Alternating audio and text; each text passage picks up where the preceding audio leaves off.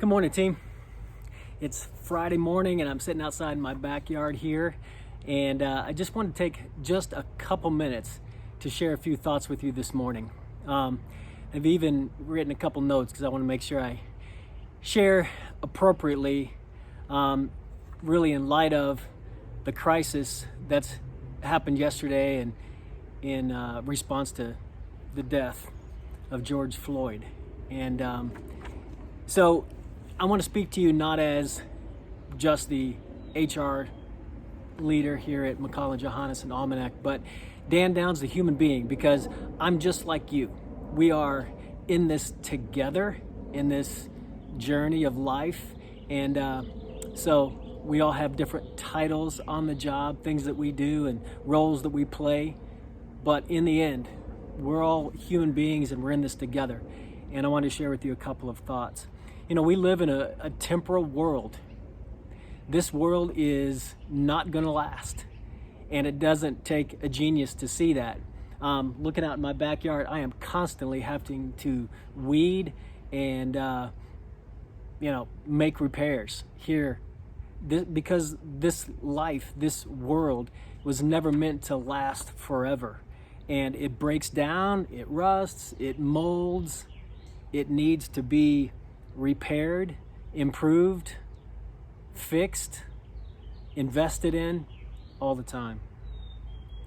You know, I joined a movement of sorts when I was 25 years old because I wanted to change the world. I really did.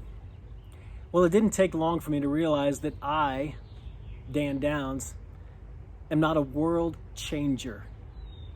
I just don't have that influence, that power. I'm not a world leader. You know, in fact, to 99.99999% of the world, I'm unknown and unvalued, unappreciated, because I'm just not known. I'm ineffectual to 99.99999% of the people in the world. And I know that I can't truly change the world at large, but I can change my world. But in fact, I can't really change my world. I can't really even change people. I can't change anyone. I can't change their thoughts. I can't change their feelings. I can't change their behavior.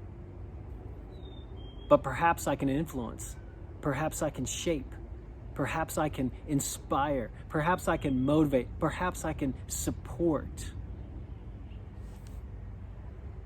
And so I've decided to, in light of yesterday and all that's happening, it just made me rethink, and I've decided to double down on who I am, who I've decided to be. Be transparent. And I hope that you will do the same in response to this crisis. Double down on who you've decided to be. Be yourself and be a difference maker to those that you can touch. You know, I know of a friend whose family and marriage is undergoing the most severe test of their lives, and they've been married nearly 30 years. They have a child who is choosing extremely destructive behaviors, and it is really ripping at the heart and soul of that family and of that child. And so I simply decided to reach out and ask my friend, the husband, for coffee on Saturday. So we're grabbing coffee Saturday morning at 8:30. What can I do?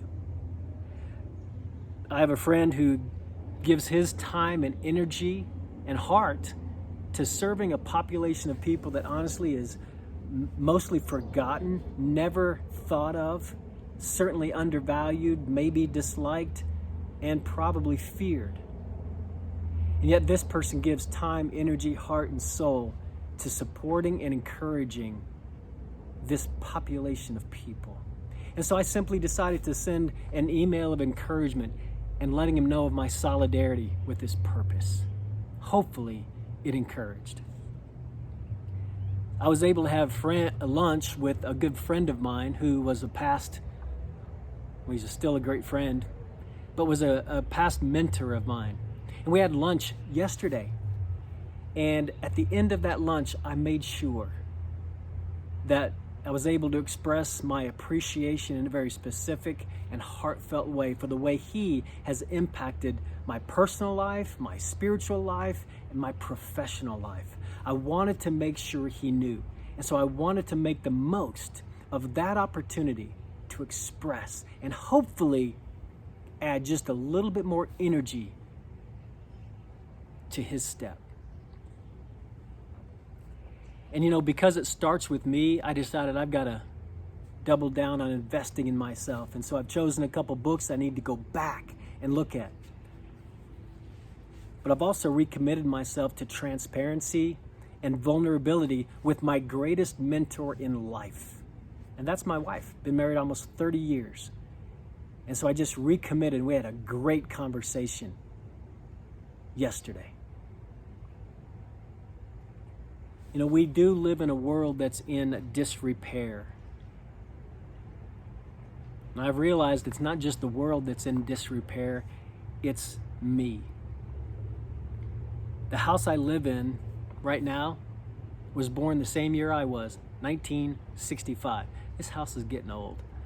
It's 55. And I tell you what, I'm constantly having to repair, remodel, remake, constantly have to invest time, money, energy, blood, sweat, tears into this house because it's constantly in disrepair. But you know, so am I, so are we. We are in constant need of investment, of repair, of remodel, of remake. There's a great little book that I'm reading by a guy named Parker Palmer. I forgot to bring the book out. I was going to read the quote to you. But he says something to this effect: I'm awed by the way that embracing everything, from my failures and my successes, invites wholeness. And wholeness does not mean perfection. It means embracing brokenness as an integral part of life. It's a broken world. It's a broken people. We have to decide who we will be and how we can impact. Maybe like some of those short, simple examples I gave, that you can make a difference, that we can make a difference. The fact is, we live in a broken world. Fact is, we ourselves are broken. We're not perfect. We've got to own it all. But let's be those who mend.